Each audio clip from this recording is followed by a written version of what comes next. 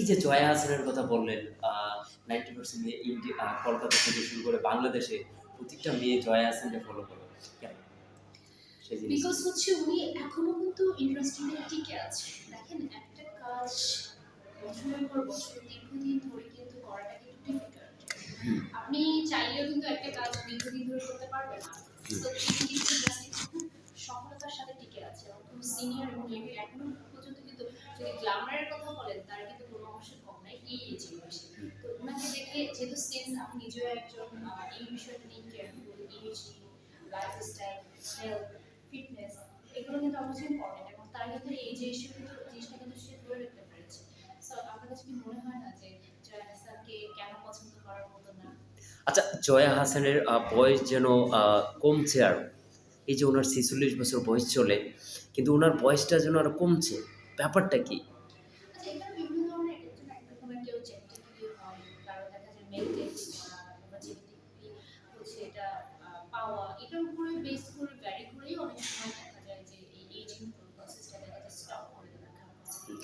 আর আমরা যদি একটু মুভিতে যেতে চাই, মুভির কার অভিনয়, কোন নায়িকার অভিনয় সবথেকে বেশি আপনার এখনো চোখে মায়া আছে?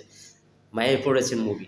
সবথেকে কার? আগের যে আগের মুভি। নায়িকারা ছিল তারা তো খুব লিজেন্ডারি হিরোইন ছিল, যেমন শাবনূর ম্যাম, পূর্ণিমা ম্যাম, তারপরে আপনি যদি বলেন আরো অনেকেই আছে, মৌসুমী যিনি আমাদের খুলনার মেয়ে। আমি ও, আপনার খুলনার মেয়ে? হ্যাঁ, আচ্ছা। মৌসুমী ম্যামকে দেখলে ওনার যে ওই অল্প বয়সে আমাদের মতো এই যে যখন ওনার চেহারা হুম। এখনো দেখলে এতটা বেশি মায়াবী লাগে যে বলার বাইরে। তো ওনাদের কেমন আছেন আপু? ভালো আছেন? সেটাই ভালো আছে। হ্যাঁ, আলহামদুলিল্লাহ ভালো আছি। আপাতত কি নিয়ে ব্যস্ত আছেন? আচ্ছা আপাতত হচ্ছে নিজের পড়াশোনা নিয়ে একটু ব্যস্ত আছি। আপনারা হয়তো অনেকেই জানে, অনেকেই জানেন না, ব্র্যাকের স্টুডেন্ট। সো ব্র্যাকের পড়াশোনা করছি এখন। এটা একটা আমার ব্যস্ত রাখে আমাকে।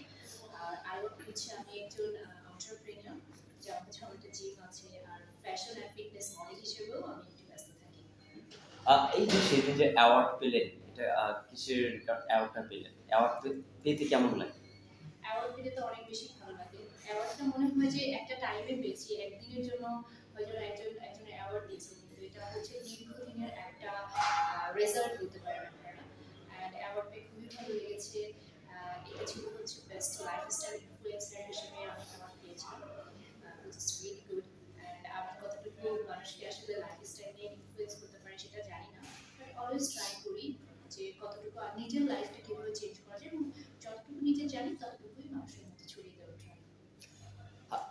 এখানে যে অ্যাওয়ার্ড না পেতেন তখন কেমন লাগতো নিজে? অ্যাওয়ার্ড না পেলে কোনো তেমন খারাপ লাগার কি আছে?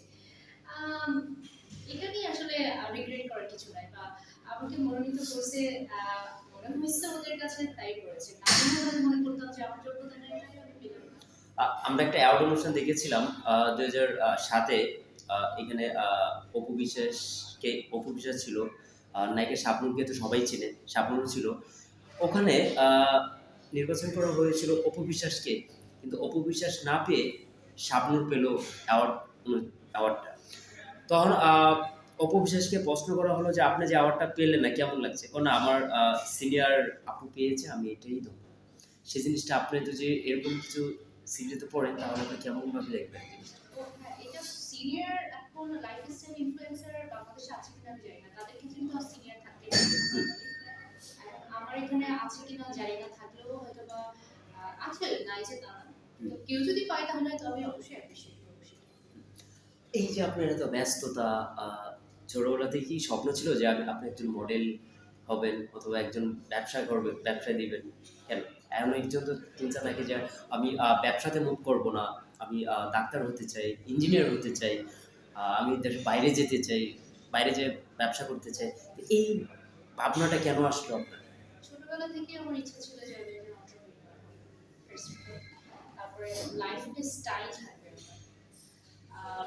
আমার ফ্যাশন, ফেম, মানি এগুলো আমার ছোটবেলা থেকে এগুলোর প্রতি আমার ফ্যাসিনেশন ছিল। অ্যান্ড আমি অলওয়েজ চেয়েছি যে আমার একটা প্রতিষ্ঠান থাকবে, একটা অনেকগুলো প্রতিষ্ঠান থাকবে, আমার নাম থাকবে, আমি একটা ফ্যাশন মডেল হব। এবং আলহামদুলিল্লাহ আমি দুইটা স্বপ্নের দিকে হাঁটছি। আর এটা সত্যি ছোটবেলার একটা ইচ্ছা, ওয়েল এডুকেটেড, কোয়ালিফাইড এবং সুন্দর একজন মানুষ হিসেবে সোসাইটিতে প্রতিষ্ঠিত করার বাংলাদেশে মডেল হিসেবে কাকে পছন্দ দেখেন? আপনার চোখে কাকে বেশি পছন্দ মডেল হিসাবে? যাকে আপনার ইন্সপায়ার্ড হয়ে আসছেন মিডিয়াতে? মডেল হিসাবে আমার অনেকেই ভালো লাগে বাংলাদেশে। নামটা কি উল্লেখ করা যাবে? আমি যখন খুব সিনিয়র যিনি আমি আগেও